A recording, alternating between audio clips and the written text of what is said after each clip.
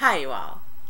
Alright, so I will likely have a Tell 'em Tuesday part 1 and a part 2. I am dedicating this entire Tell 'em Tuesday to the Real Housewives of Atlanta. Okay? I almost posted the video Sunday, or recorded the video Sunday, but I couldn't because emotionally I just could not muster up the words. If any of you follow me on Twitter, you did see my comments throughout the show. I was clowning, yes. My Twitter is brownbarbie24, spelled exactly how it is here. But anywho, alright, I'm going to discuss the other people before I get to the main attraction. Alright, Phaedra has really grown into motherhood.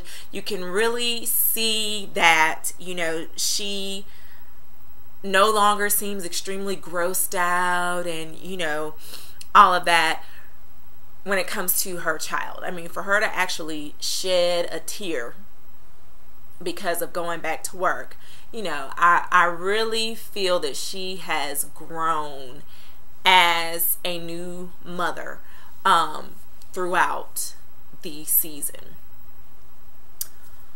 Kandi, not really a whole lot with her this season. Her dress, though, that she wore to the wedding looked like she could have been a bridesmaid. I mean, it was dead on for the wedding party attire. At the end, it did say that she and Kim have not gone into have not come to an agreement for the ring didn't mean a thing, so therefore Kim is not allowed to release the song, make a profit off of it, because you got to clear it up with the producer and the writer first. Okay, now Kim, I guess, wants freebies because Lawrence came on the scene after Kim, and Lawrence is already doing his thing. So clearly they have, you know, made arrangements regarding payment or whatever, you know, and it's in the clear because he is, you know, performing his thing and everything. Kim only performed when she was with Kandi because, you know, the song hasn't been released to her yet due to non-payment. But I'm guessing with Lawrence, you know, he's paid. So kudos to him for being serious, you know, and doing the doggone thing. Kim, I just need to know, where can I find a stupid professional athlete? Oh my gosh, like, are you kidding me? Either he is just that oblivious or naive, Croy, to even fool up with her. He is only 25 years old, no children. She already has 2 kids, was being financed by a married man, and now she's knocked up by him. Big Papa, I heard, you know, went into bankruptcy, so her funds dried up with that. So, you know, I guess she decided to get knocked up by an athlete. I don't understand, like, why he would even go there. If he was a garbage man, she would not have got pregnant with him. I'm sorry.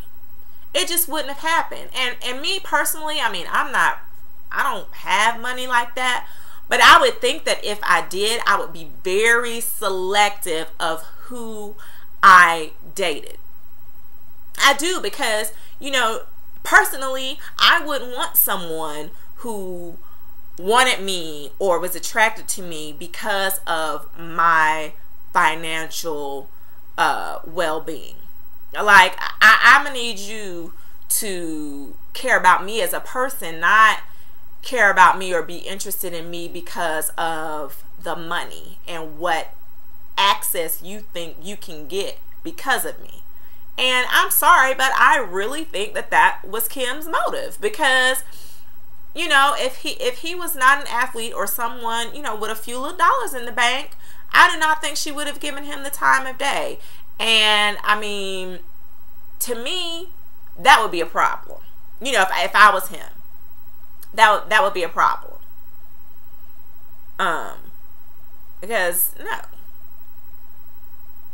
But anywho, she done got knocked up by him now, you know, and so there's her, you know, she has an income for, you know, the next 18 years. Well, maybe not, because see, football players, they're not like basketball players. Basketball players, you know, they get paid regardless, you know, but football players, they can get cut and be done, you know, with the quickness. So it's not as much longevity in football as it is with basketball. So good luck.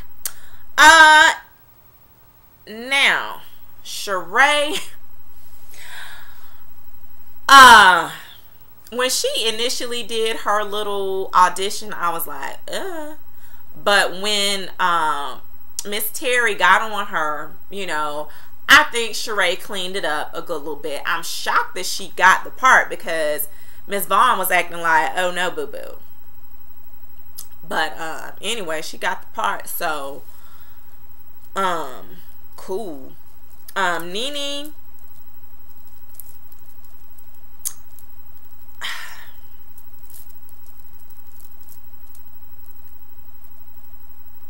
Nene is special.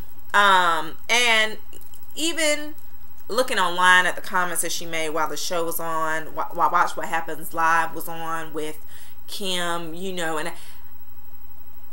it takes, in my opinion, it takes too much energy to release all of that hate onto someone.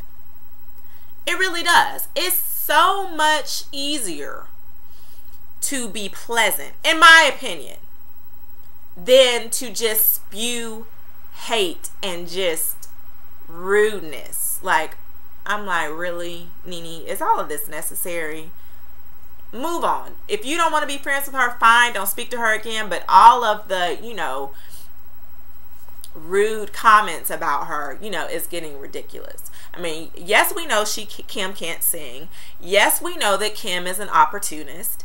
Yes, we know that Kim, you know, was with a married man, a knowingly married man. You know, we know all this. But, you know, like I said before, Kim's buddy, Diana, also was with a married man and had twins by that married man. So, you know, anyway, it's just like with some people in the church, you know, they think that some wrongs are okay, but others are not. No, it's either, it's sleeping with a married man is either wrong or it's not. You can't get on to Kim about it, but then it's okay for your girl to do it. I mean, what's it gonna be? So, you know, for the Christians, you know, sin is sin in that line of thinking. So whatever. Now on to, oh, goodness gracious, Cynthia and Peter. Okay.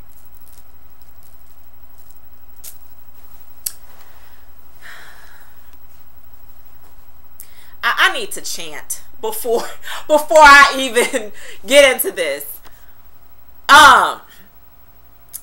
That was very interesting. Okay. I have never seen that much crying before a wedding. And not tears of joy, but tears of sadness. I mean, are you kidding me? If your family is that up in arms about the man you are about to marry, that's a red flag to me. I mean, I understand, you know, family does not always approve. But for them to be that passionate about it, and I mean, just completely, just emotionally broken down, like, that's a problem. And then my thing is this: you don't have the money, like my title says. Okay, if you don't have a ring, don't do the doggone thing. How you gonna have a wedding? You don't even have bands. Not that the bands were lost, not that the bands were left somewhere. They were not purchased. It was Peter's job to get the bands. He did not, because I guess his finances were that jacked up that he couldn't even get the wedding bands. All the other stuff, it appears that Cynthia paid for. He couldn't do that one little small thing. He could have went to the doggone pawn shop, as far as I'm concerned, and got just some plain bands and called it a day. Upgrade later. But you need something as the symbol, the physical symbol of your union. Are you kidding?